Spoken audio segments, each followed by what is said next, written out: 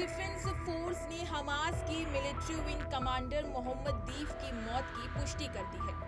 IDF ने बताया कि पिछले महीने दक्षिणी गाजा पट्टी में एक इजरायली हवाई हमले में मोहम्मद दीफ मारा गया था। इजराइल का आरोप है कि मोहम्मद दीफ ही 7 अक्टूबर के हमास के हमले का मास्टरमाइंड था, जिसमें 1195 लोग मारे गए थे। इजरायली डिफेंस फोर्स ने सोशल मीडिया प्लेटफॉर्म एक्स पर पोस्ट करके इसकी जानकारी दी। इजरायली सेना ने दावा किया कि बीती 13 जुलाई को गाजा के खान यूनिस इलाके में हुए इजरायली हमले के निशान पर हमास के मिलिट्री कमांडर मोहम्मद दीफ थे। वहीं गुरुवार को इजरायली सेना ने इस साल में उनकी मौत की पुष्टि कर दी है। इस दौरान इजरायली सेना के हमले का निशाना गाजा का शहर खान यूनिस का एक कंपाउंड था। माना जा रहा था कि 13 जुलाई को मोहम्मद दीफ भी वहीं मौजूद था।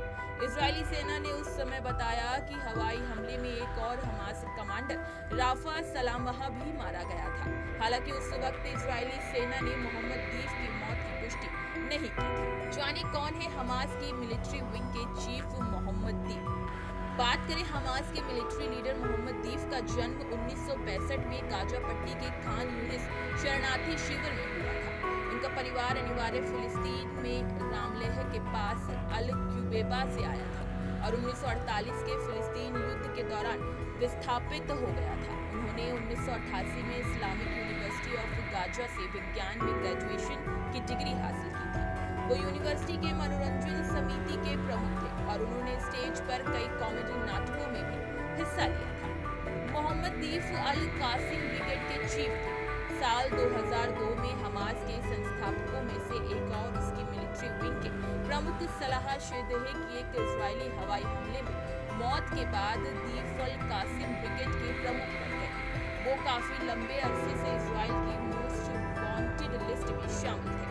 जब 1987 में इजराइल के खिलाफ लड़ने के लिए हमास की स्थापना की गई, दीफ उनके साथ जुड़ गए। इजरायली अधिकारियों ने उन्हें 1989 में गिरफ्तार किया, लेकिन 16 महीनों की सजा काटने के बाद उन्हें 1991 में कैदी एक्सचेंज के तहत रिहा कर दिया गया।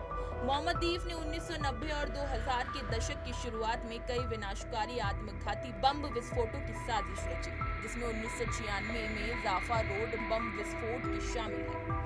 उसमें कई इजरायली सैनिकों के अपहरण और हत्याओं का भी मास्टरमाइंड किया। ऐसा माना जाता है कि साल 2001 में लेकर अब तक मोहम्मद दीफ को मारने की 7 बार कोशिश हुई, लेकिन वो हर बार मौत को चकमा देकर फरार हो गए। इनमें 2002 में हुए हमले उनकी जिंदगी के लिए सबसे घातक था। उस दिन दीफ की जान तो बच गई, लेकिन उनकी एक आंख चली गई, जबकि इजराइल का कहना है कि दीफ का एक पैर और एक हाथ भी नहीं था और उसे बोलने में भी दिक्कत आती थी। साल 2014 में भी इजरायली सुरक्षा बलों ने दीफ को मारने की कोशिश की। गाजा पट्टी में हुए हमले में दीफ बच गए, लेकिन उनकी पत्नी और 2 बच्चों की जान इसमें चली गई। इजराइल ने 1995 से ही मोहम्मद दीफ को सैनिकों और नागरिकों की हत्या में उसकी भूमिका के लिए उसे अपनी मोस्ट वांटेड सूची में डाल दिया था, जबकि साल 2015 में मोहम्मद दीफ को अमेरिका में अपनी अंतर्राष्ट्रीय आतंकवादियों की सूची में शामिल किया गया था।